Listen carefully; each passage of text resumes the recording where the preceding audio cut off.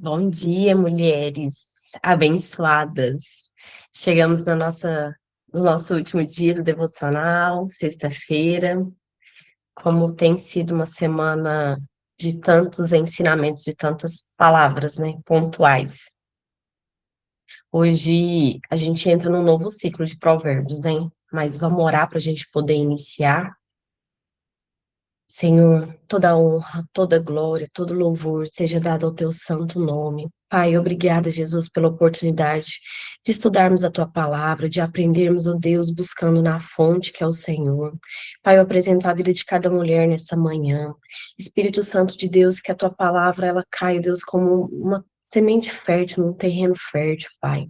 Espírito Santo de Deus, tira todo impedimento, tira tudo aquilo, Deus, que vem roubar. Espírito Santo de Deus, tira todo, Deus, impedimento dos nossos ouvidos, dos nossos olhos. Pai, nessa manhã, Jesus, que a gente possa, Deus, em nome do Senhor, encontrar, Deus, no nosso coração, aquilo, Deus, que tem permitido que as nossas palavras não fluam, que as nossas palavras não tragam vida.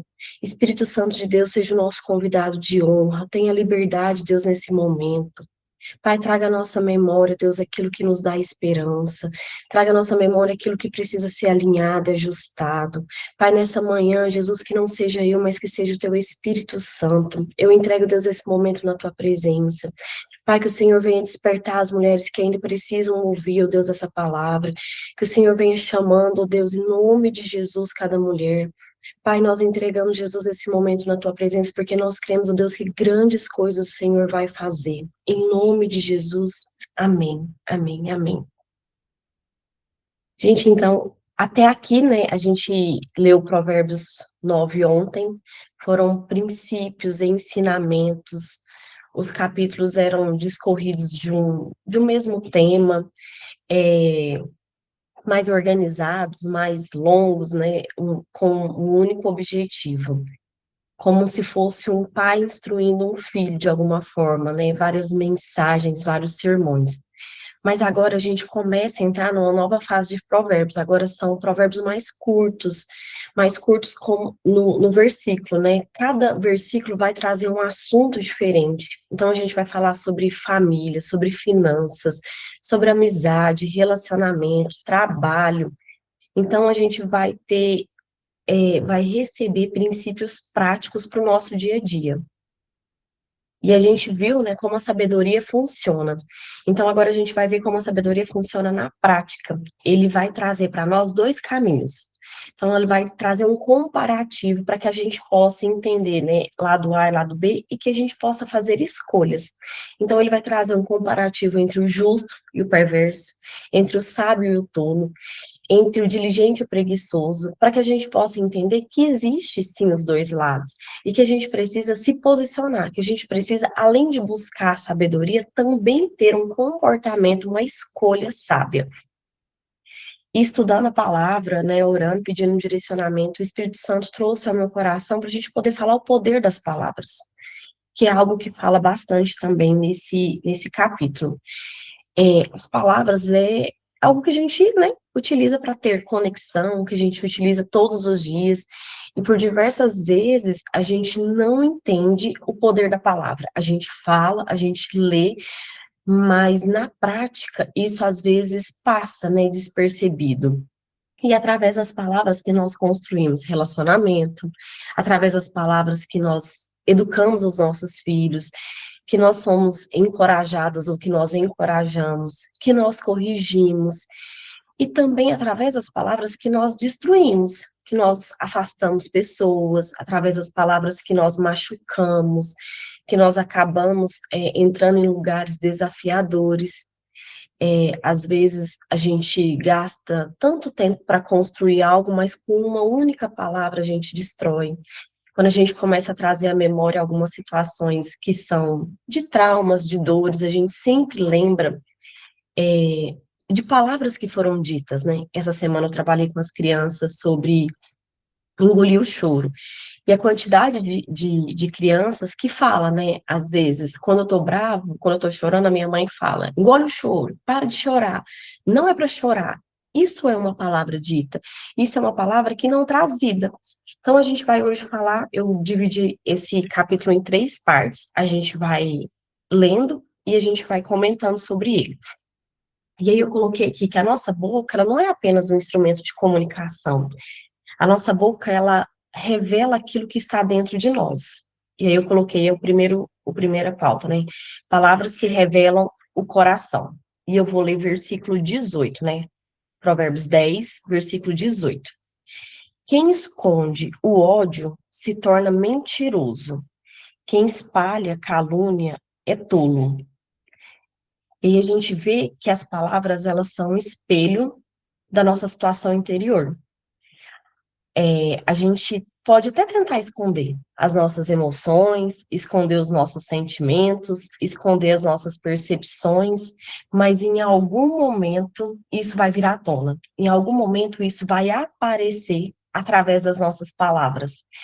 Eu posso até não demonstrar naquela hora que eu fiquei com raiva, que eu fiquei magoada, que eu senti de uma forma, né, de estranheza, mas em algum momento eu vou ter uma palavra que vai denunciar aquilo que eu escondi. E a palavra do Senhor diz, né? Quem esconde o ódio se torna mentiroso. É como se a gente não tivesse sendo verdadeiro primeiro com a gente, depois com o outro. E a gente consegue perceber essa situação quando a gente fala assim.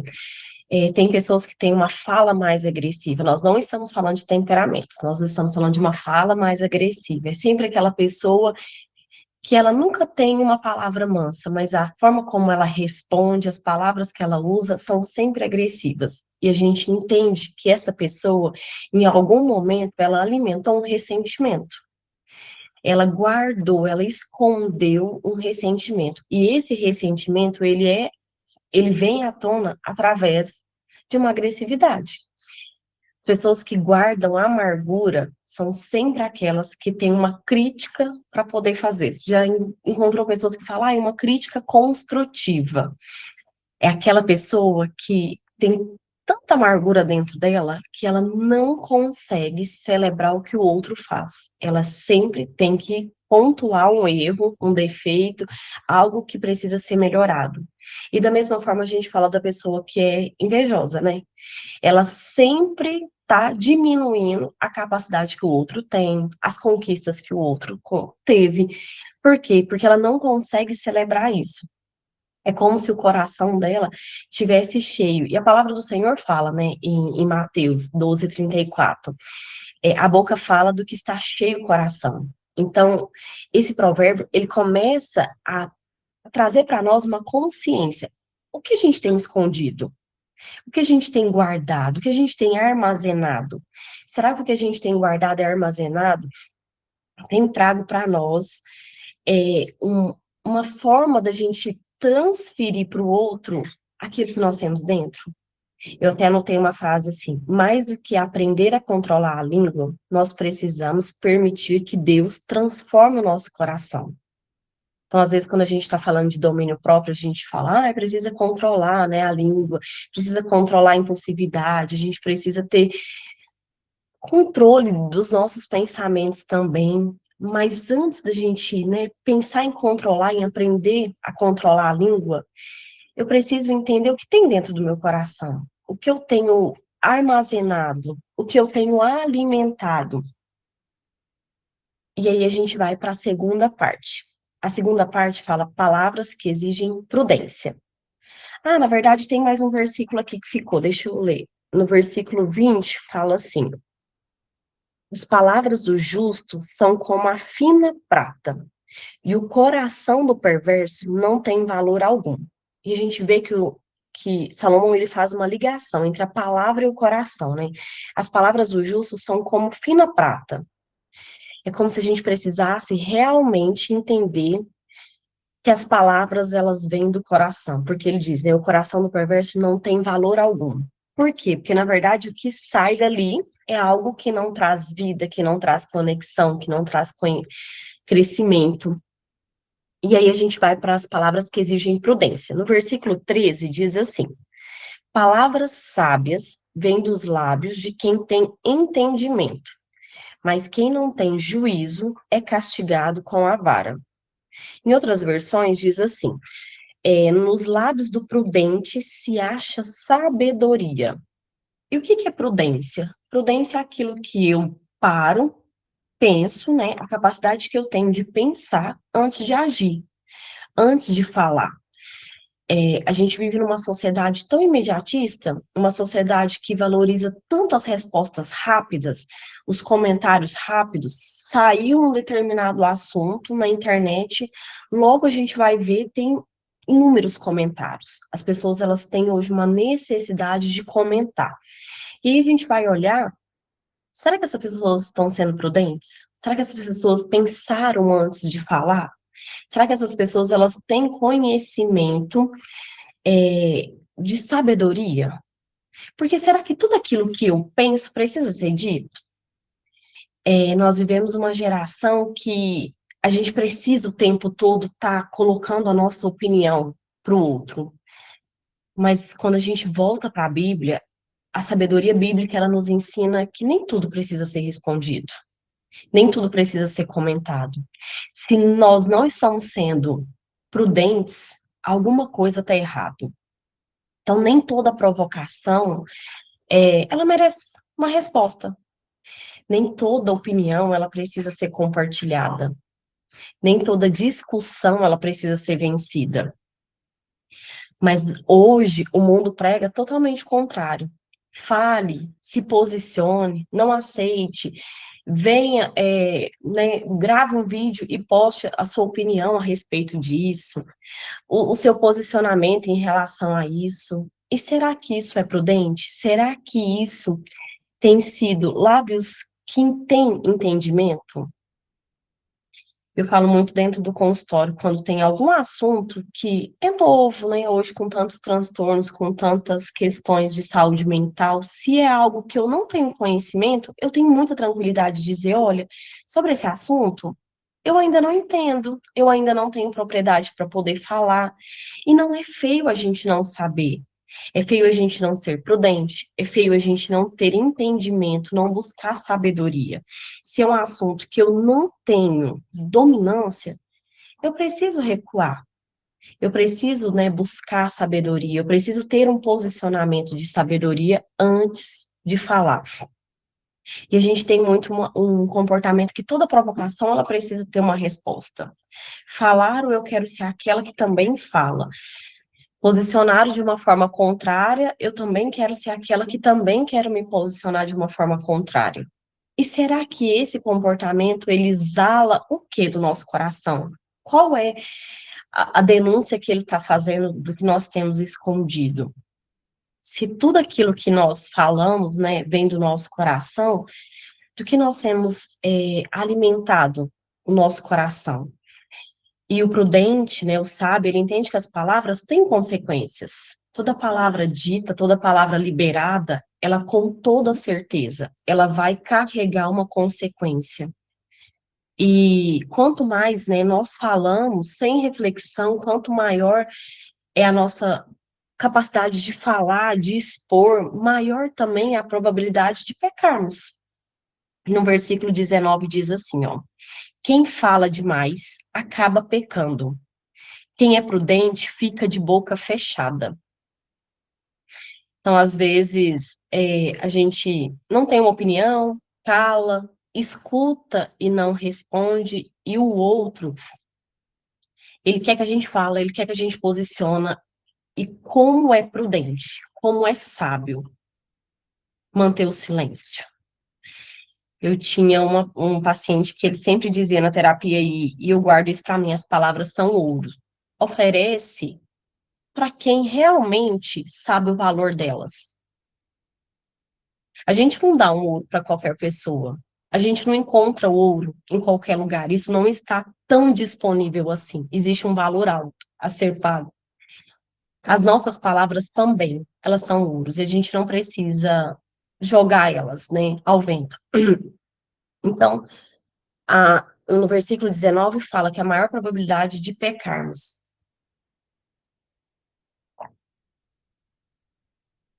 E eu coloquei aqui, pecar por exageros. Quantas vezes a gente precisa guardar certas coisas, determinados assuntos, determinadas situações, pessoas. E se a gente é aquela pessoa que fala muito, um determinado momento, isso vai vir à tona. Sabe aquela história assim? Eu vou te contar, mas você não conta pra ninguém. E aí a pessoa, desculpa, não consegue guardar. E numa primeira oportunidade, ela fala: Olha, eu vou te contar, mas você não conta pra ninguém. É uma falta de sabedoria, é uma falta de entendimento. Os exageros, eles denunciam uma falta. Tudo aquilo que é em excesso esconde uma falta. Então, se eu tenho falado demais, se eu tenho, né, conversado demais, se eu tenho passado informações que não são minhas às vezes, adiante, é um exagero, é um excesso. Tem escondido uma falta. Será que é uma falta, né, de identidade? Será que eu quero conquistar pessoas? Será que eu quero conquistar amizades? Será que eu quero conquistar lugares? Porque dentro de mim existe uma insegurança, dentro de mim existe algo que me coloca num lugar de dor. Eu não fui vista e agora eu quero ser vista, eu quero ser validada, valorizada. Pecamos por julgar. Nós não estamos, né? Eu falo muito que nós não somos a porteira do céu. Nós não estamos aqui escolhendo quem vai entrar, quem não vai entrar. E por diversas vezes nós temos uma fala de julgamento, uma fala de colocar o outro num lugar que nós não fomos escolhidas para isso. E os nossos julgamentos, eles matam pessoas. Pecar por impulsividade, pecar por fofoca. Então, nesse versículo 19, quem fala demais acaba pecando. Que nós possamos ponderar as nossas palavras, os nossos assuntos, os lugares que nós temos, né, falado também. E a gente sabe que muitas feridas familiares, muitas feridas conjugais, muitas feridas ministeriais nasceram de falas impensadas, de palavras ditas no momento errado, de palavras ditas de uma forma que não precisava.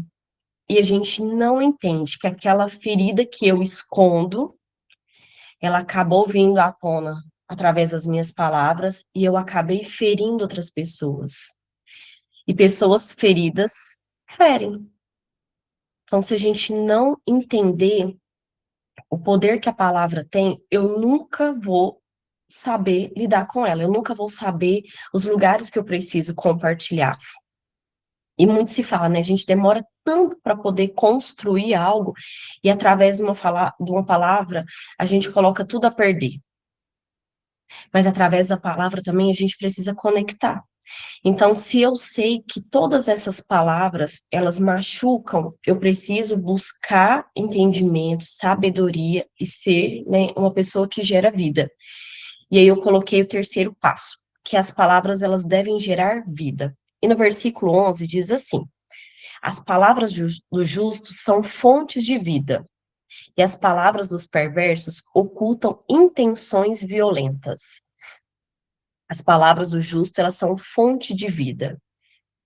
Se as minhas palavras elas não têm gerado no outro fortalecimento, se elas não têm gerado no outro vida, encorajamento, esperança, direcionamento, elas têm sido palavras que ocultam intenções violentas.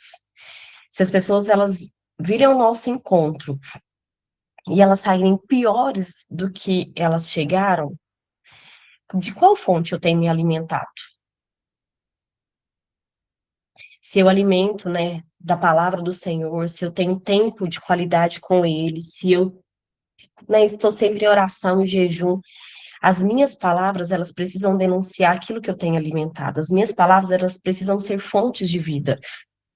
E por diversas vezes, a gente tem, igual eu falei no início, uma forma fazer uma crítica construtiva. E essa crítica eu acabo gerando no outro sofrimento, dúvida, eu acabo gerando afastamento, mas eu preciso todos os dias colocar dentro de mim.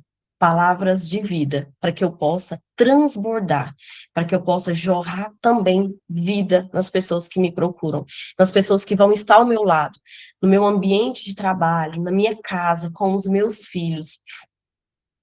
Quando a gente vai fazer orientação parental, orientação de famílias, a gente sempre escuta as pessoas falando, ah, mas quando eu vi, eu já falei. Ah, quando eu fico com raiva, eu acabo sendo agressiva mesmo com as minhas palavras. Eu acabo usando termos para os meus filhos, para o meu marido, né, que eu não queria usar. E isso é o coração cheio de algo que não gera vida. Então, antes de eu pensar nas minhas palavras, eu preciso sondar o meu coração. E eu falo que é muito fazer aquela oração que Davi fez em Salmos, né? Senhor, som do meu coração, tu me conheces, né? Vê se há algum caminho mau. A gente precisa fazer essa oração todos os dias. Porque nós estamos todos os dias em contato com coisas que também nos machucam. Nós estamos todos os dias em contato com pessoas que nos ferem. Mas não é porque eu fui ferida que eu vou passar adiante. Morre em mim, para em mim. Mas através de mim saem fontes de vida. Então, as pessoas elas precisam encontrar em nós esperança. As pessoas precisam encontrar em nós Cristo. Como nós vamos revelar Cristo? Através das nossas palavras, através das nossas atitudes. No versículo 21, diz assim: as palavras do justo dão ânimos a muitos, mas os insensatos são destruídos por falta de juízo. As palavras do justo dão ânimo. E aí a gente começa a fazer uma análise. Será que as minhas palavras elas estão passando união ou divisão? As minhas palavras passam ânimo ou desânimo? Sabe quando alguém vem falar, ai, nossa, a política, nossa, o ano, nossa, é a minha vida financeira, nossa, o meu marido, e aí a gente fala, nossa, o meu também. Será que essas palavras estão sendo ditas para as pessoas, certo? Porque existe um lugar da gente poder buscar conselho, buscar direcionamento, as pessoas certas, os lugares certos, mas não é em todas as mesas que nós sentamos, não é com todas as pessoas que a gente precisa abrir o nosso coração.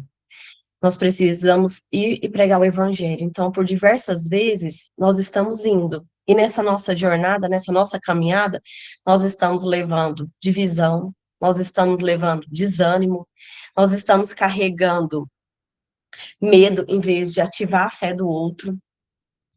Então, nós precisamos sempre estar com palavras de ânimo, sempre com palavras que geram vida. No versículo 31 diz assim: a boca do justo oferece conselhos sábios, mas a língua que engana será cortada. Oferece palavras, né? Oferece conselhos sábios, conselhos diferentes. Nós somos a diferença, nós precisamos fazer a diferença. Então, nós estamos cheios e nós precisamos transbordar. Então, as nossas palavras, os nossos conselhos precisam ser de sabedoria. No versículo 32 diz assim: dos lábios do justo vêm palavras proveitosas, mas da boca do perverso só vêm palavras más. O justo, ele aprende a discernir, né? O que deve ser dito.